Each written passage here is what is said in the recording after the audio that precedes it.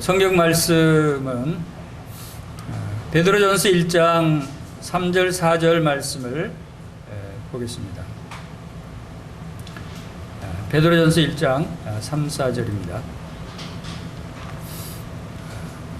378쪽 다 찾으셨으면 함께 큰 소리로 함께 읽겠습니다.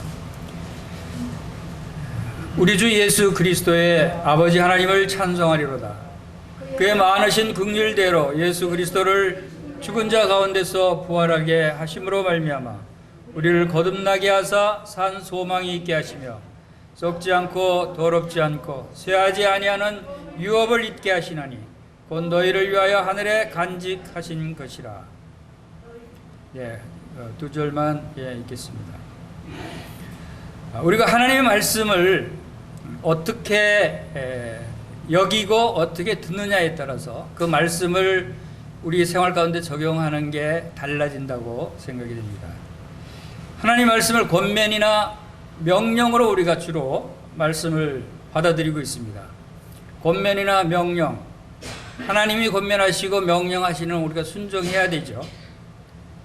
근데 좀 더 다른 각도에서 오늘은 하나님 말씀을 받아들이기를 원합니다. 이 말씀을 그리스도의 유언으로 듣고 유언의 말씀으로 듣고 우리에게 주시는 유업과 우리에게 주시는 유산으로 받아들일 때 우리는 말씀을 적용할 때 달라지리라고 생각이 됩니다. 유언과 일반 말씀 이게 차이가 나죠.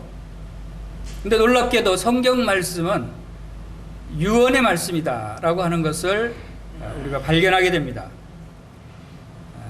그래서 유언이라고 하는 것이 대단히 중요한 의미를 갖고 있습니다. 우리가 지난번 여름 수양회 때 다 같이 그 유언장을 직접 작성해 보기도 하고 묘비명을 작성해 보기도 하는 그런 경험을 했습니다. 자, 유언장을 작성할 때 많은 생각을 하게 되고 마음 자세가 달라지죠.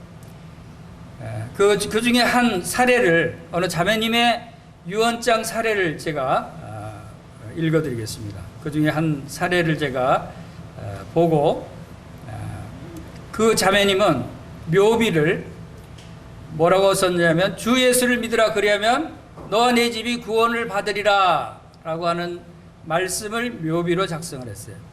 그리고 유언장 내용은 어떤 내용이었냐면 사랑하는 나의 사람들에게 전합니다. 나는 부족하지만 그동안 여러분으로 인해서 행복했습니다.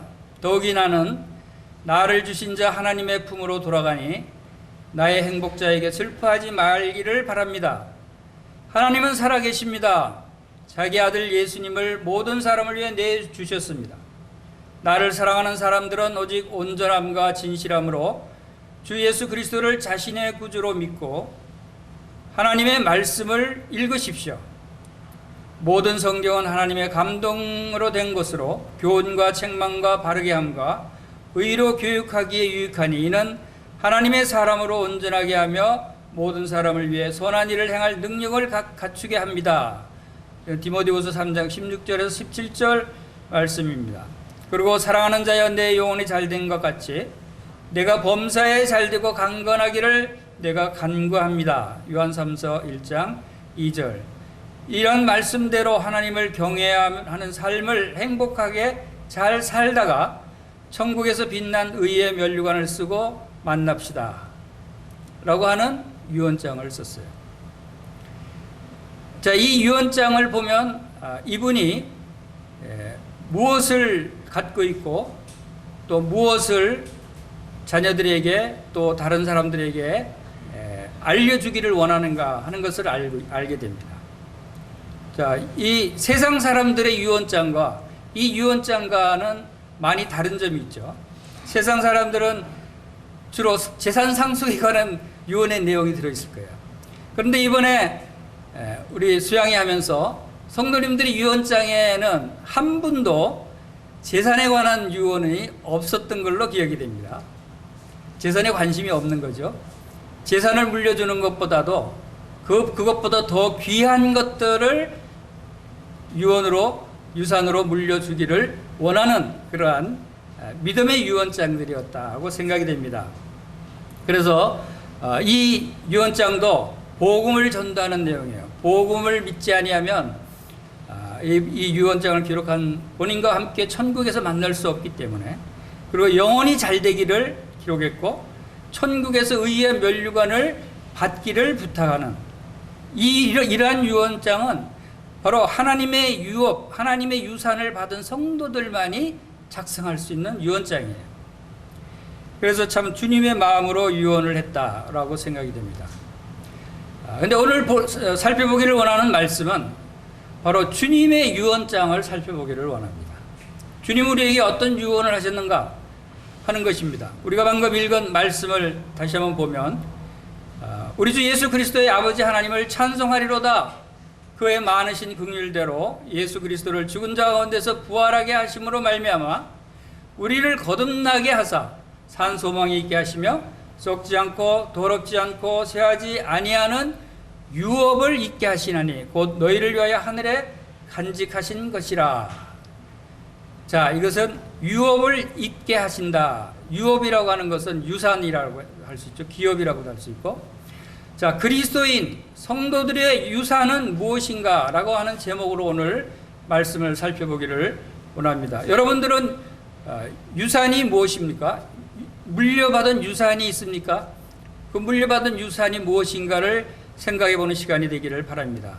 주님께서 우리에게 주신 유산은 무엇인가 하는 것입니다. 여러분은 무엇을 상속받았고, 또 예수 그리스도의 유언은 무엇이고, 또 여러분은 누구의 유산을 물려받았고, 여러분이 받은 그 유언, 약속은 무엇인지, 이러한 부분들을 살펴보면서 왜 여기서 예수 그리스도의 아버지 하나님을 찬송하리로다 하는 찬송을 부르는 그 이유를 우리가 발견할 수 있게 되기를 바랍니다.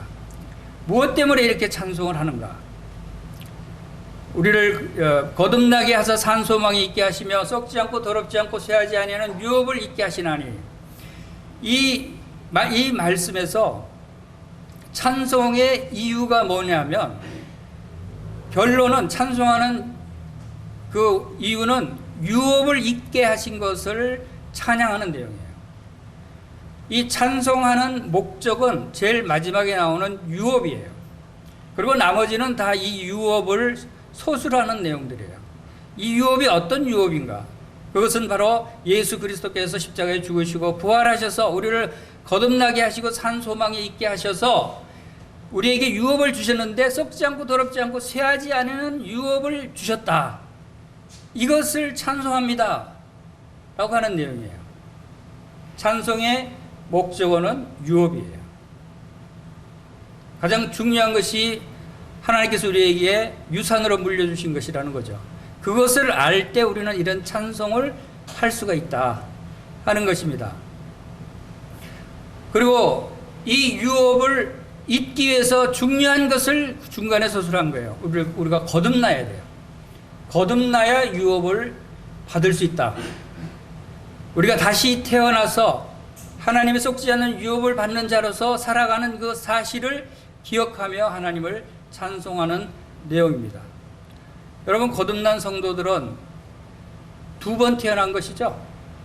거듭났다라고 하는 건 다시 태어났다고 하는 것입니다. 여러분,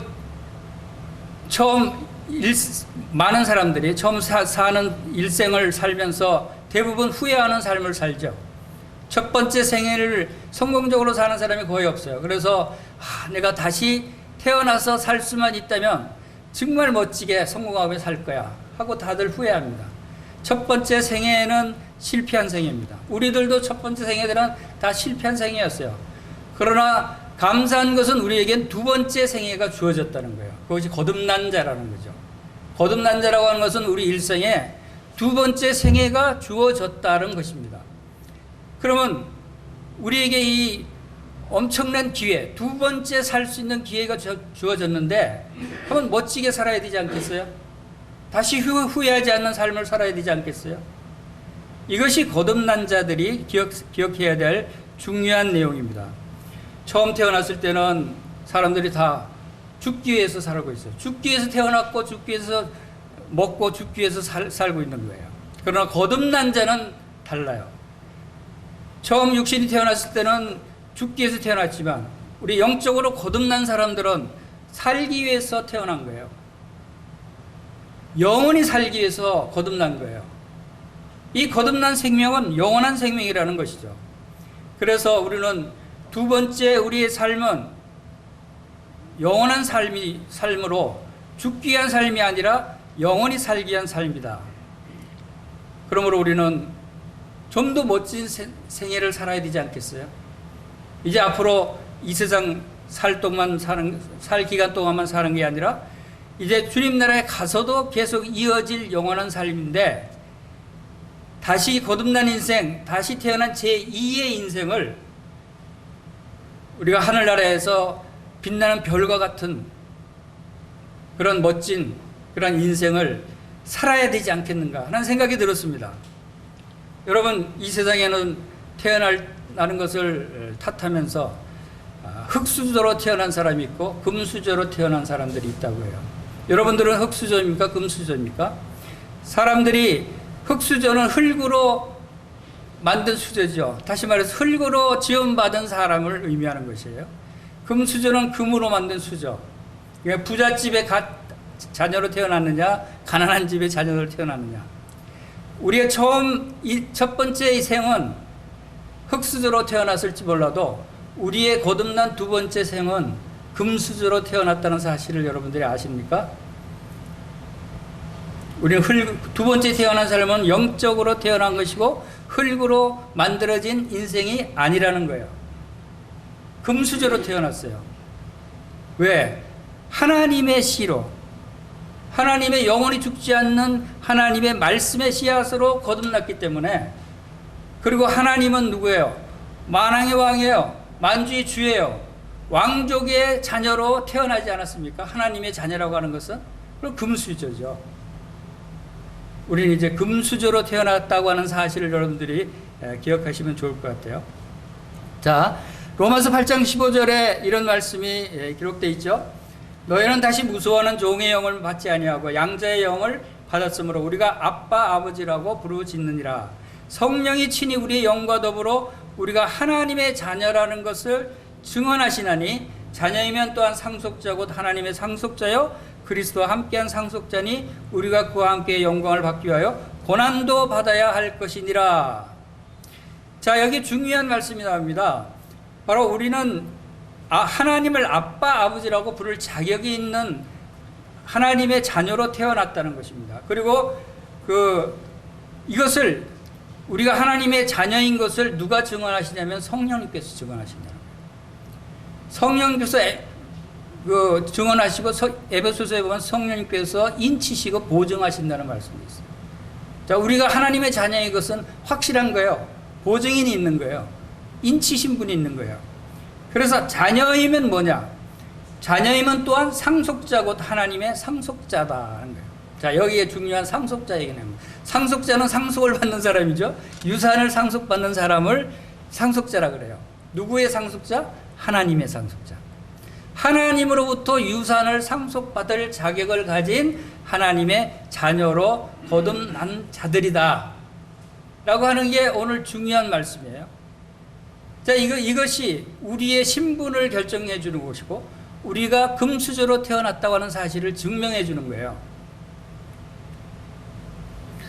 그래서 베드로전서 1장 4절에 말씀하신 대로 우리를 거듭나게 하사 산 소망 있게 하시며, 바로 유업을 잊게 하신 그 원인이 우리가 거듭났다라고 하는 것입니다.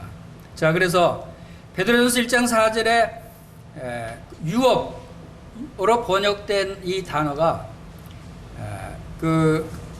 원어로는 클로로노미아라고 하는 단어인데, 그래서 상속 재산, 유산, 기업, 유업 이런 의미를 가지고 있어요. 이 단어가 동일하게 다른 곳에서 기업으로 번역된 부분도 있고 유업으로 번역된 부분도 있어요. 그래서 기업도 마찬가지로 유업의 의미를 갖고 있다는 것입니다. 그래서 이러한 유업을 우리에게 주셨다고 하는 사실을 베드로전서 1장 4절에서 보게 되는데, 이 유업은 어떤 유업이나 하는 것은 썩지 않고 더럽지 않고 쇠하지 아니하는 유업이다. 즉 다시 말해서 썩지 않고 더럽지 않고 쇠하지 아니하는 유산을 받았다는 거예요. 유산. 우리가 받은 유산은 없어질 유산이 아닌 영원한 유산이다 라고 하는 것을 강조하고 있는 것입니다. C.H. 스펄전이 어느 가난한 노부인을 신방했어요. 근데 그 집에 어떤 벽에 걸린 그 사진 액자가 있었는데, 그 액자에 누가 낙서한 듯한 보이는 그 종이 쪽지 하나가 끼워져 있었어요. 그래서 이 스펄전은 그 노부인에게 저 액자를 가리키면서 저게 뭐냐고 물어봤어요. 그랬더니 그 노부인이 제가 오래전에 한 노인의 병수발을 받아서 병간호를 했는데, 그 노인이 죽으면서 자기 이름을 사인을 해서 적어서 줬어요. 그래서 그분이 생각날 때마다 그걸 이렇게 그 쪽지를 쳐다보기 위해서 액자에다 꼽아놨습니다 라고 하는 거예요. 그게 이제 오래된 건가 보죠. 그래서 스펄전이 제가 저걸 좀 꺼내 봐도 되겠습니까 하고 꺼내서 보니까, 자세히 보니까 거기 뭐 글씨가 써져 있어요. 그게 보니까 그 노인의 유언이에요. 유언서예요. 거기에는 나의 모든 유산을 이 부인에게 양도한다 하고 사인을 해놓은 거예요. 그러니까 유서를 거기다가 적어줬는데, 이 노부인은 그게 유서인 줄 모르고 그냥 사인만 보고 나를 기억해달라고 사인해 줬나 보다 하고 거기다가 이렇게 꼽아놓은 거예요. 근데 죽은 노인이 어마어마하게 큰 부자였대요. 그러면 이 노부인은 어마어마하게 많은 유산을 물려받았는데 그걸 모르고 지금까지 가난하게 살고 있었던 거예요. 자기가 엄청난 유산을 받은 사람인 줄 모르고. 여러분들은 혹시 그런 분들 아닙니까? 오늘 많은 그리스도인들이 하나님께서 우리에게 어마어마한 유산을 물려주셨는데, 그 유언서가 이 성경책인데 그 유언 내용을 모르면서 그냥 가난하게 쪼달리게 불평하면서 불만을 품고 그렇게 살고 있는 그리스도인들이 얼마나 많이 있어요. 우리가 하나님께서 우리에게 주신 이 유서, 나에게 물려주신 유산, 이것을 안다면 우리 생활이 달라지지 않겠어요? 베드로처럼 찬송하리로다 하고 외치고 싶지 않겠어요? 바로 이러한 부분을 살펴보기를 원합니다. 그러면 우리가 성도들이 누릴 유업은 어떤 것들이 있는가 하는 것입니다. 그것은 우리가 읽은 베드로전서 1장 4절 말씀대로 썩지 않고 더럽지 않고 쇠하지 아니하는 유업을 잊게 하셨다. 이것은 하늘에 간직하신 것이다. 지금은 보이지 않지만 하늘에 간직하신 이러한 유업을 우리에게 주셨다고 하는 것이에요. 그러나 이 세상 유산들은, 이 세상 유업들은 다르죠. 그래서 베드로전서 1장 24절에는 그러므로 모든 육체는 풀과 같고 모든 영광 풀의 꽃과 같다. 풀은 마르고 꽃은 떨어지되 오직 주의 말씀은 세세토록 있도다 하였으니 너희에게 전한 복음이 곧 이 말씀이니라. 이 세상의 모든 것들, 이 세상의 유산들, 유업들은 풀과 꽃과 같은 것들이라는 거예요. 아무리 많은 재물이 있다고 해도, 아무리 많은 돈이 있다고 해도 그것은 풀이 마르고 꽃이 시들듯이 썩어지고 더럽어지고 쇠하여 가는 그러한 유산들이다 하는 것입니다. 그렇기 때문에 우리 성도들이 받은 유언은 그것과 다르다고 하는 사실을 우리가 알 수 있죠. 자, 그리스도의 유언을 생각하면서 히브리서 9장 15절을 보겠습니다. 히브리서 9장 15절 16, 17절까지 살펴보면, 이로 말미암아 그는 새 언약의 중보자시니 이는 첫 언약 때에 범한 죄에서 속량하시려고 주구사 부르심을 입은 자로 하여금 영원한 기업의 약속을 얻게 하려 하심이라. 유언은 유언한 자가 죽어야 되나니 유언은 그 사람이 죽은 후에야 유효한즉 유언한 자가 살아있는 동안에는 효력이 없느니라라고 했습니다. 자, 유언의 효력, 이것은 우리가 유서를 그 사람들이 유서를 써놔도 그 사람이 죽기 전에는 효력이 없다는 거예요. 왜냐하면 죽기 전에 마음이 바뀌어서 그 다른 내용을 또 쓸 수도 있겠죠. 근데 죽은 후에는 절대 변경할 수가 없겠죠. 그 사람이 죽었으니까. 그래서 유언의 특성은 사람이 죽어야 된다라고 하는 것입니다. 그런데 예수 그리스도는 우리에게 유언을 하시고 죽으셨어요. 그렇기 때문에 이 예수 그리스도의 유언은 절대 변할 수가 없는 것입니다. 유언을 하신 분이 죽으셨기 때문에. 그렇죠? 그래서 여기서 말하고 있는 유언이라고 하는 이 단어는 헬레어로 디아데케라고 하는 단어예요. 유언, 언약, 유언, 유언장 이런 것을 뜻하는 법률 용어예요. 디아데케가. 그런데 놀라운 것은 이 디아데케 유언이라고 하는 단어가 바로 어디에 사용됐냐면 우리의 신약 성경, 구약 성경, 신약 구약의 단어가 이 디아데케에서부터 나왔어요. 다시 말해서 원어에 충실해서 직역을 하게 되면 신약 구약이 아니라 새로운 유언, 옛날 유언 이렇게 얘기해야 돼요. 이 성경책이 유언서예요. 디아데케예요. 바로 이런 이 디아데케에서부터 신약 구약이 유래돼서 나왔다는 거예요. 그만큼 이 성경은 변할 수 없는 확실한 하나님께서 우리에게 주시는 유업이다, 유산이다 라고 생각할 수 있는 것이죠. 그래서 이 히브리서 9장 15절에 말씀한 대로 새 언약의 중보자이신 그리스도께서 죄를 속량하시고 죽으신 그 목적이 뭐냐면 속량하시고 속량하려고 죽으사 했죠. 그 목적이 뭐냐면 부르심을 입은 자로 하여금 무엇을 얻게 하려고 했어요? 영원한 기업의 약속. 여기서 이 기업이 유업이에요. 영원한 유산의 약속이에요. 영원한 유산의 약속을 하시기 위해서 우리 죽으셨다는 거예요. 예수님이 십자가에 죽으신 목적이 우리의 죄를 용서하시기 위해서 죽으신 것만 아니에요. 여기 말씀대로 우리에게 영원한 유업, 영원한 유산을 물려주시기 위해서 십자가에 죽으셨다고 하는 것을 우리가 여기서 알 수 있죠. 그리고 이것은 얼마나 중요한가 하면 에베소서 1장 14절에 보면은 에베소서 1장 13절 14절에 보면은 그 안에서 너희도 진리의 말씀 곧 너희의 구원의 복음을 듣고 그 안에서 또한 위더 약속의 성령으로 인치심을 받았으니 이는 우리 기업의 보증이 되사 그 얻으신 것을 속량하시고 그의 영광을 찬송하게 하려 하심이니라 라고 하십니다. 이게 잘하는 말씀이죠. 이 말씀이 하나님의 신령과 진정으로 하나님께 예배를 드리는 그 좋은 모습, 영광을 찬송하게 하는 모습을 나타내는 말씀이에요. 그런데 이 말씀이 무슨 뜻이냐 하면 이 하나님께 예배를 드리는 영광을 찬송하게 하는 그 이유가 뭐라고 나와 있느냐면 이 문장의 중심을 잘 분석을 해보면 바로 우리에게 유업의 보증이 되신 것을 성령님이 인치셔서 우리에게 주신 유업을 보증해 주신 것을 그 영광을 찬송한다는 내용이에요. 다시 말씀드려서 우리를 진리의 말씀으로 우리를 복음을 통해서 우리를 구원해 주시고 또 약속의 성령으로 인쳐 주신 것은 우리의 기업, 우리의 유업을 보증하신 것인데 그것으로 인해서 하나님께 영광의 찬송을 올려드리게 합니다. 이런 뜻이에요.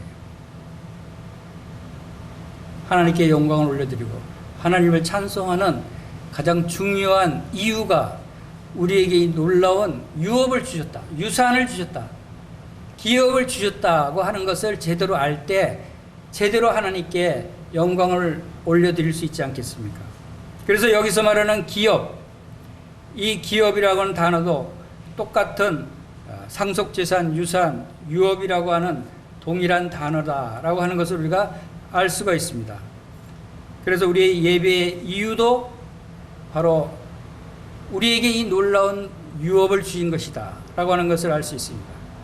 그리고 요한복음 14장 1절에서 3절 말씀은 너희는 마음에 근심하지 말라. 하나님을 믿으니 또 나를 믿으라. 내 아버지 집에 거할 곳이 많도다. 그렇지 않으면 너희에게 일렀으리라. 내가 너희를 위하여 거처를 예비하러 가노니 가서 너희를 위하여 거처를 예비하면 내가 다시 와서 너희를 내게로 영접하여 나 있는 곳에 너희도 있게 하리라 라고 하는 말씀을 주셨어요. 즉 예수님께서 왜 하늘로 가시는가, 그 목적 중에 하나가 가서 우리를 위해서 거처를 예비하겠다. 쉽게 말하면 우리에게 물려줄 집을 마련하러 간다. 우리에게 집을, 우리가 살 집을 유산으로 상속해 주기 위해서 간다는 얘기 아니에요? 이 놀라운 말씀이에요. 우리에게 물려줄 집을, 우리에게 물려줄 거처, 이것은 하나님이 거하는 집, 하나님의 집이라고 해요. 아버지의 집이라고 그랬어요. 그래서 영어 성경에는 맨션이라고 표현되어 있는데 아마 엄청 좋은 집이겠죠. 뭐 요즘 좋은 집은 뭐예요? 뭐 맨션, 고가의 맨션 아파트가 좋은가요? 그러나 주님께서 우리를 위해 우리에게 유업으로 물려줄 집은 그것과 비교할 수 없는 각종 보석으로 지어진 황금성이다 라고 하는 것을 우리가 알 수 있어요. 요한계시록에 보면 새 예루살렘 성, 황금성이 우리의 집으로 준비되고 있는 거예요. 우리가 그 황금성을 유산으로 상속받을 사람들이라는 거예요. 여러분 흥분되지 않아요? 지금 이 세상에 아무리 좋은 집에 산다고 해도 그 황금성만한 집이 어디 있겠어요? 근데 그것이 멀지 않았어요. 그것이 우리의 영원한 소유가 될 집들이에요. 이러한 놀라운 약속을 하셨다라고 하는 것을 우리가 생각할 때 참으로 감사를 드립니다. 그리고 이 유언의 약속을 위해서 성령님까지 동원해서 성령님께서 바로 우리에게 인치시고 보증하셨다 하는 것이 에베소서 1장 14절에 나오는 말씀이죠. 그리고 골로새서 1장 12절 말씀에는 우리로 하여금 빛 가운데 성도의 기업의 부분을 얻기에 합당하게 하신 아버지께 감사하게 하시기를 원하노라. 성도의 기업이라는 단어가 나옵니다. 이것은 여기에 나오는 단어는 클레로스라고 해서 바로 유업, 기업 그 단어와 그 같은 의미의 단어인데 상속, 재산, 목 이런 뜻을 가지고 있는 기업이에요. 그런데 성도의 기업, 성도의 유업, 우리가 물려받을, 상속받을 그 유업을 얻기에 합당한 사람이 되어야 된다는 거예요. 누가 그것을 물려받을 수 있어요? 그것은 예수 그리스도를 통해서 거듭난 자, 하나님의 자녀로 다시 태어난 자. 근데 우리를 합당하게 하셨다는 거예요. 거기에 합당하게 하셨다는 거예요. 우리의 감사할 제목은 바로 이 성도의 기업의 부분을 얻기에 합당하게 하신 아버지께 감사하라는 거예요. 우리가 감사할 제목이 더 많아지죠.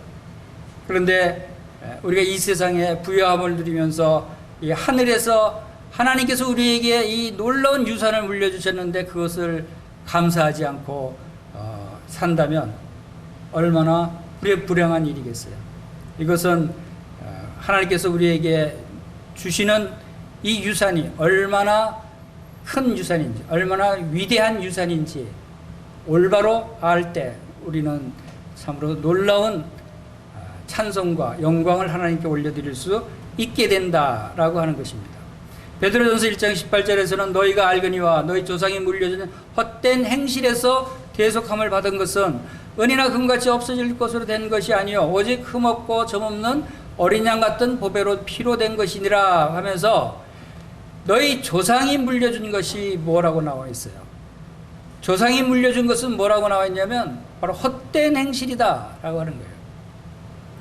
우리는 태어날 때부터 물려받은, 조상으로부터 물려받은 것들은 바로 죄의 본성을 물려받았고 헛된 행실을 물려받았고 재산을 물려받았다 할지라도 그 재산은 썩어지고 없어지고 쇠하해질 그러한 재산들이에요. 그런 것들로 물려받았지만 그러나 그런 것들에서 대속함을 받은 것은, 대속 제물로 예수 그리스도께서 드려진 것은 흠없고 점없는 어린 양 같은 그리스도의 보배로운 피로 됐다 하는 것입니다. 이것은 무슨 의미냐면, 금이나 음같이 없어질 것과 예수 그리스도의 피를 비교하고 있어요. 어느 것이 얼마나 더 중요한가를 우리가 알 수 있게. 금이나 음같이 이 세상에서 최고로 귀하고 좋다고 하는 것을 언급했는데도 불구하고, 이 세상 사람들이 가장 비싸고 좋다고 하는 금, 은, 보석을 비유했음에도 불구하고 그것은 비교가 될 수 없다는 거죠. 오직 점없고 흠없는 그리스도의 보배로운 피로 그 조상이 물려준 헛된 행실에서 우리를 구속했다라고 하는 것입니다.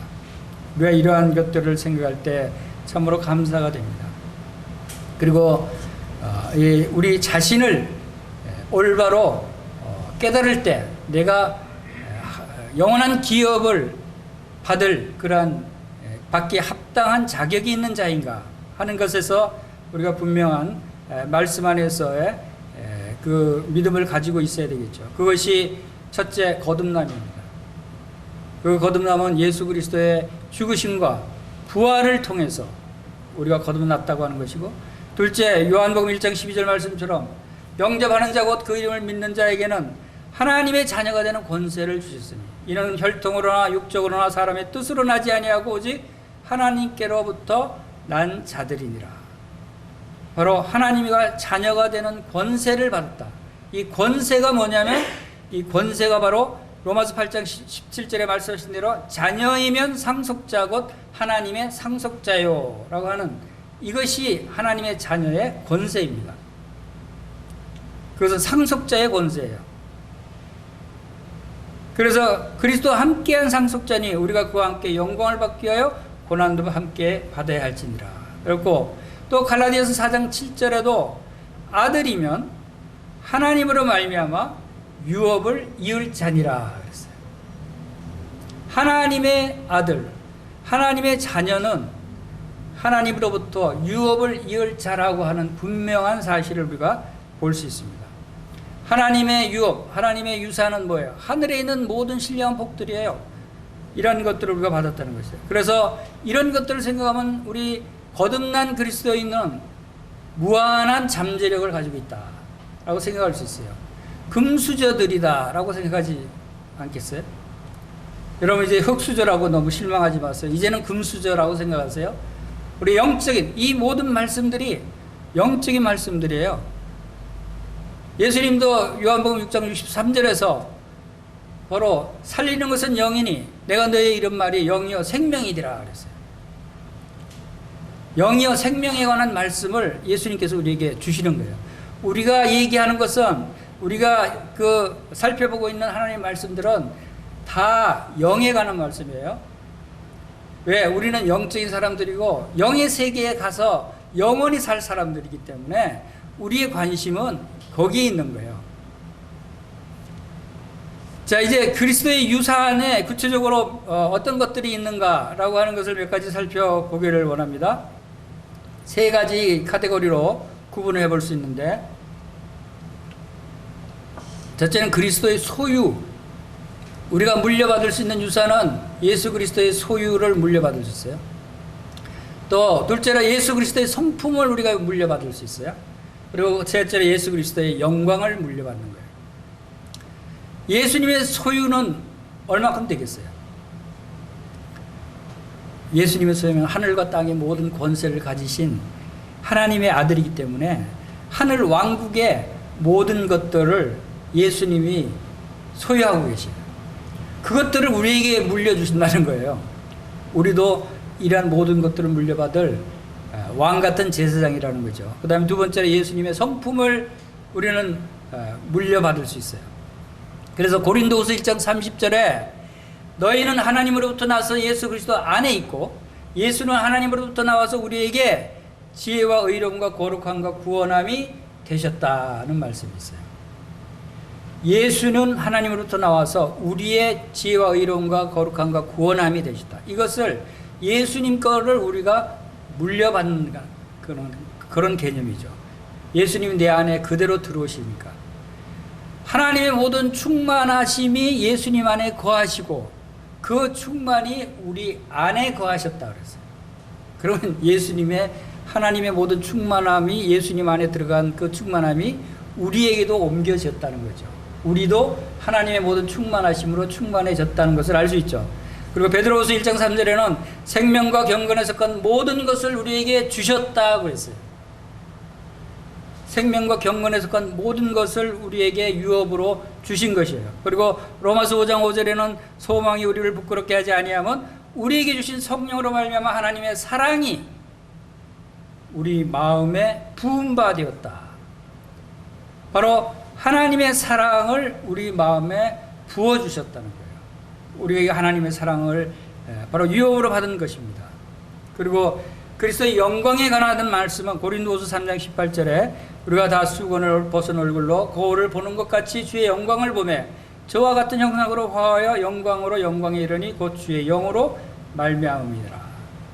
바로 예수 그리스도의 영광을 바로 우리가 유업으로 받았다. 예수님이 요한복음 17장에서 하나님께 기도할 때도 바로 나의 영광을 저들에게 주기를 원한다라고 기도를 하셨어요.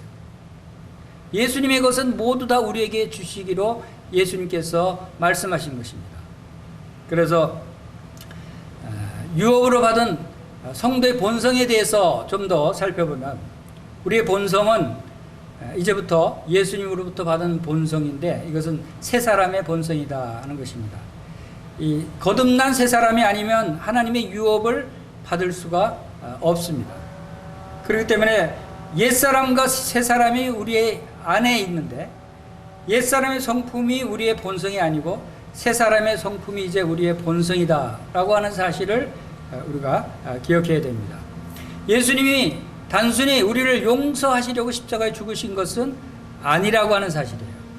예수님이 십자가에 죽으신 것이 우리의 죄 사함을 위해서 죽으셨다는 것을 우리가 많이 이야기합니다. 그러나 그게 다가 아니에요. 중요한 것은 그 외에 더 놀라운 것이 있다는 것이에요. 그것은 우리의 영과 예수님의 영이 하나로 연합되게 하시기 위해서 죽으셨다고 하는 것입니다. 이것은 더 크신 우리의 유업이 될 수가 있죠. 그래서 로마서 6장 5절 7절 말씀을 보면 로마서 6장 5절 만일 우리가 그의 죽으심과 같은 모양으로 연합한 자가 되었으면 또한 그의 부활과 같은 모양으로 연합한 자도 되리라. 우리가 알거니와 우리의 옛사람이 예수와 함께 십자가에 못 박힌 것은 죄의 몸이 죽어 다시는 우리가 죄에서 종노릇하지 아니하려 함이니 이는 죽은 자가 죄에서 벗어나 의롭다 하심을 얻었습니다 라고 하는 것입니다. 자, 예수님과 우리와 하나로 연합된 그런 사실을 말씀하실 때 죽으심과 같은 모양으로 연합됐다고 그랬어요. 그것은 무슨 의미입니까? 그것은 예수님이 죽으셨죠. 거기에 연합됐으면 우리도 죽었다는 거예요. 그리고 부활과 같은 모양으로 연합됐다고 그랬어요. 그럼 예수님이 부활되셨죠. 그럼 우리도 새로운 생명으로 부활된 것입니다. 이렇게 해서 옛사람이 예수와 함께 십자가에 못 박히신 것은 자, 우리 옛사람은 예수님과 함께 십자가에 못 박혔대요. 그것은 무슨 말이죠? 죽었다는 거죠. 우리 옛사람이. 이걸 꼭 기억하시기 바랍니다. 우리 옛사람은 죽었다. 이것을 잊어버리기 때문에 신앙생활할 때 죄의 문제에 대해서 많은 혼동이 생겨요. 이것은 여전히 오랫동안 많은 사람들이 해결하지 못하는 문제예요. 나의 본성, 나의 옛사람은 예수님과 함께 십자가에 죽었다.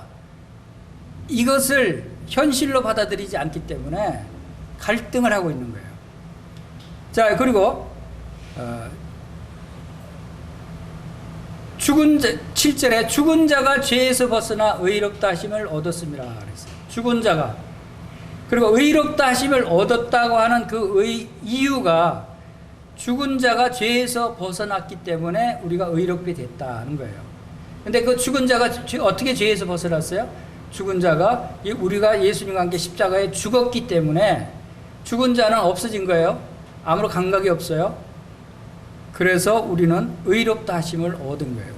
과거의 옛사람의 죄의 문제는 모두 다 해결됐다라고 하는 것을 바로 여기서 말씀하고 있는 거죠. 그래서 우리의 옛사람은 죄에 대해서 죽었는데, 그래서 여전히 많은 신학적으로 성경학자들이 이 분석을 하고 해석을 할 때 우리 옛날 본성이 있고 옛사람의 본성이 있고 새로운 본성이 있다. 우리가 살아가면서 거듭났는데도 죄를 짓고 있죠. 이 죄는 우리의 옛사람이 있어서 옛 본성이 아직 남아있고 또 거듭난 새로운 본성도 있기 때문에 우리 속에 두 본성이 있어서 서로 갈등을 하면서 거기서 질 때 우리가 죄를 짓게 된다 라고 얘기를 합니다. 그것이 마치 로마서 7장에서 그러한 비슷한 내용으로 나오는 부분들이 있어요. 그런데 중요한 것은 우리가 혼동하지 말아야 될 것은 하나님의 말씀은 달라요. 갈라디아서 2장 20절 우리가 잘 아는 말씀만 보더라도 내가 그리스도와 함께 십자가에 못 박혔나니 그런즉 이제는 내가 산 것이 아니요 오직 내 안에 그리스도께서 사신 것이다. 이 말은 나는 죽었어요. 옛사람의 나는 죽었어요. 옛사람의 본성이 새사람의 본성과 공존해서 살고 있는 게 아니라는 거예요. 옛사람은 죽었다는 거예요. 그것이 성경 말씀이에요. 근데 죽었다는 것을 잊어버리고 여전히 살아있고 그래서 죄의 본성이 나를 유혹해서 나를 죄를 짓게 하니까 내가 죄를 짓는다. 이렇게 생각하니까 혼동이 되는 거예요. 내가 정말 구원받았는지, 어떤 때는 내가 죄를 짓는데 구원받은 자인지 아닌지 막 이런 문제까지. 근데 그런 걸 다 잊어버리고 분명한 것은 나의 옛사람은 죽었다라고 선포하는 이 로마서와 갈라디아서 말씀을 우리가 분명히 믿을 수 있어야 돼요. 내가 그리스도와 함께 십자가에 못 박혀서 이제 나는 내가 사는 게 아니고 내 안에 그리스도께서 사는 것이다 라고 하는 사실만 분명히 하면 우리가 큰 혼동을 가지 않을 것이다 하는 생각입니다. 그래서 하나님이 보실 때 우리를 의롭다고 보시죠. 하나님이 보실 때 우리가 여전히 옛 본성이, 죄의 본성이 있다면 우리가 의롭다고 보실 수가 없는 거예요. 하나님이. 그렇잖아요. 이 본성이 없다고 보시는 거예요. 하나님은. 옛사람은 죽었다고 보시기 때문에 나를 온전히 거룩함을 입었다고 그랬고 나를 영원히 속죄했다고 그랬고 나의 죄를 다시는 기억하지 않겠다고 약속을 하신 거예요. 그래서 영적인 존재로 하나님은 예수 그리스도 안에서 영적인 존재로 나를 보신다. 그렇기 때문에 나는 모든 것을 다 용서받았고 의롭게 됐고 거룩하게 됐고 완전한 하나님의 새로운 피조물이다 라고 하는 믿음을 가질 수 있는 것이죠. 그것이 바로 우리의 본성이에요. 이것은 예수 그리스도의 본성인 것이죠. 예수 그리스도 성품을 그대로 우리가 유업으로 물려받은 것이다 하는 것입니다. 그래서 우리의 능력은 예수님의 능력이고 우리의 소망은 예수 그리스도의 소망이고 우리의 영광은 예수 그리스도의 영광이다. 이것이 그리스도인들이 받은 유산이에요. 유업이에요. 우리의 유업은 이렇게 놀라운 것이다 라고 하는 것입니다. 그리고 예수 그리스도의 피로 세운 새 언약의 피가 거듭난 성도들 안에 흐르고 있어요. 우리는 영적으로 예수 그리스도와 함께 피를 나눈 사람들이에요. 한 몸이 됐다 그랬죠. 그것은 예수 그리스도의 우리 요즘 말로 말하면 유전자 DNA가 우리에게도 예수 그리스도의 DNA가 있다 라고 얘기할 수 있는 거예요. 왜냐하면 사도 바울이 이렇게 얘기했어요. 내가 그리스도의 심장으로 너희 무리를 어떻게 사모하는지 하나님은 내 증인이시라 그랬어요. 누구의 심장으로요? 그리스도의 심장으로 얘기한다. 사도 바울은 예수 그리스도의 심장을 가지고 있었어요. 그리고 고린도전서 2장 16절에 누가 주의 마음을 알아서 주를 가르치겠느냐? 그러나 우리가 그리스도의 마음을 가졌느니라. 우리가 그리스도의 마음을 가졌대요. 그리고 고린도전서 12장 27절에 너희는 그리스도의 몸이요 지체의 각 부분이다 그랬어요. 우리는 그리스도의 몸이고 지체의 각 부분이래요. 이것은 영적으로 우리는 그리스도와 한 몸이고 한 지체고 같은 마음을 가졌고 같은 심장을 가진 같은 DNA를 가진 한 몸이다. 하나로 연합된 자다 하는 것을 우리가 여기서 알 수 있는 것입니다. 그렇기 때문에 예수 그리스도의 피가 우리 속에 흐르고 있으면 예수 그리스도의 그 열정적인 사랑의 피가 우리에게도 부어졌다는 것입니다. 그래서 뭐라 그럽니까? 우리에게 사랑할 때 어떻게 사랑하라고 그래요? 뜨겁게 사랑하라. 그것은 베드로전서 1장 22절에도 너희가 진리를 순종함으로 너희 영혼을 깨끗하게 하여 거짓 없이 형제를 사랑하게 이르렀으니 마음으로 뜨겁게 사랑하라. 예수님은 우리를 사랑하시되 뜨겁게 사랑하셨어요.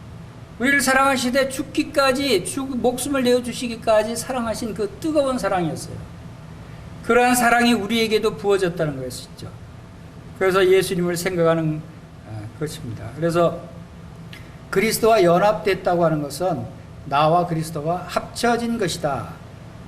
그래서 나는 이미 죽었다라는 전제하에 그리스도와 함께 십자가에 죽었고 죄에 대해서도 죽었다 그랬어요. 율법에 대해서도 죽었다 그랬어요. 세상에 대해서도 죽었다 그랬어요. 이제 하나님의 말씀이에요. 그러면 나는 죽었으니까 나는 없는 거예요. 내 안에 그리스도만 있는 거예요. 오직 내 안에 그리스도께서 사시는 것이다 라고 말씀하시고, 이것이 우리의 믿음이에요. 이것이 하나님의 말씀이고 하나님의 유언의 말씀이다 하는 것입니다.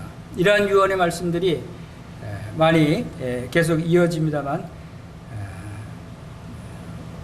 오늘은 더 살펴보기를 줄이고 베드로전서 1장 6절 7절 말씀만 보고 마치도록 하겠습니다. 베드로전서 1장 6절 7절 그러므로 너희가 이제 여러 가지 시험을 인하여 잠깐 근심하게 되지 않을 수 없었으나 오히려 크게 기뻐하도다. 너희 믿음의 시련이 불로 연단하여도 없어질 금보다 더 귀하여 예수 그리스도에 나타나실 때 칭찬과 영광과 존귀를 얻게 하려 함이라. 자, 이 말씀은 6절에 너희가 이제 여러 가지 시험을 인하여 잠깐 근심하게 되지 않을 수 없었으나 오히려 크게 기뻐하도다. 좀 이상하지 않아요? 근심하게 됐는데 오히려 기뻐한대요. 이것이 바로 거듭난 그리스도인들의 특징입니다. 하늘의 유산을 받은 사람들의 특징이에요. 이상한 사람들이죠. 근심해야 되는데 기뻐한대요. 근심하고 괴로워해야 되는데 오히려 기뻐한대요. 세상 사람들이 이해할 수 없는 일이에요. 이것은 왜 이럴 수 있느냐 하는 것은 바로 우리에게는 놀라운 하늘의 엄청난 유산이 우리에게 주어졌다고 합니다. 이것이 바로 하나님께서 유업을 우리에게 물려주신 것이 엄청난 유업이 있기 때문에 이 세상에서 근심, 핍박, 괴로움 잠시 후면 없어질 것들이고 나에게 기다리고 있는 영원한 엄청난 유업이 있다는 것을 생각하면 근심이 돼도 기쁘고 웃을 수 있다고 하는 것입니다. 이것은 경험해보지 않은 사람들은 몰라요. 이 세상에서 우리가 불평하고 괴로워하고 근심하고 염려하고 하는 것들이 다 아무것도 아닌 것처럼 여겨질 수 있는 방법이 바로 이것이에요. 우리에게 주신 유업이, 유산이, 하나님께서 나에게 주신 유산이 얼마나 어마어마한 유산을 주셨는가를 생각하면 나를 지금 목을 친다고 해도 웃으면서 죽을 수 있는 이것이 믿음의 사람들의 모습이다. 우리가 받은 유업은 우리가 근심할 일에 대해서 비교하면 너무너무 커요. 그래서 이 세상 것을 아무것도 아닌 것처럼 여길 수 있는 것이다. 예수 그리스도에 나타나실 때 우리에게 주어질 칭찬과 영광과 존귀를 생각하면 믿음의 시련이 닥쳐온다 해도 그것이 연단에도 없어질 금보다 더 귀한 바로 그리스도의 영광이 우리에게 예비되어 있다 하는 것을 생각할 때 참으로 감사가 됩니다. 그래서 성도들은 죽은 자 같으나 보라 우리가 살고 징계를 받는 자 같으나 죽임을 당하지 아니한다는 고린도후서 6장 9절 말씀대로 우리는 이렇게 살아갈 수 있는 것입니다. 어떤 노성도님은 굉장히 큰 고통을 당하고 있었는데도 불구하고 기쁨과 즐거움으로 가득 차 있었대요. 그분은 무서운 암에 걸렸대요. 그런데도 불구하고 고통 가운데서도 성도들을 만나면 항상 말할 수 없는 영광스러운 즐거움으로 기뻐할 수 있었다는 거예요. 어떻게 그럴 수 있느냐 그러면 그것은 바로 이러한 비결이 바로 주님을 만날 그 영광을 바라보면 바로 지금의 고통은 아무것도 아닐 수 있다 라고 하는 것을 우리에게 말해주는 것입니다. 이것이 우리들의 믿음이 되어야 되는 것입니다. 그리고 이제 성도님들도 이 세상에서 참 근심될 일이 있거나 염려할 일이 있고 불평할 일들이 있더라도 바로 우리 주 예수 그리스도의 우리에게 주신 이 위대한 유산을 생각하면서 또 골로새서 1장 12절 말씀처럼 우리로 하여금 빛 가운데서 성도의 기업의 부분을 얻기에 합당하게 하신 아버지께 감사하는 성도님들이 되시기를 바라는 마음이 있습니다. 기도하겠습니다.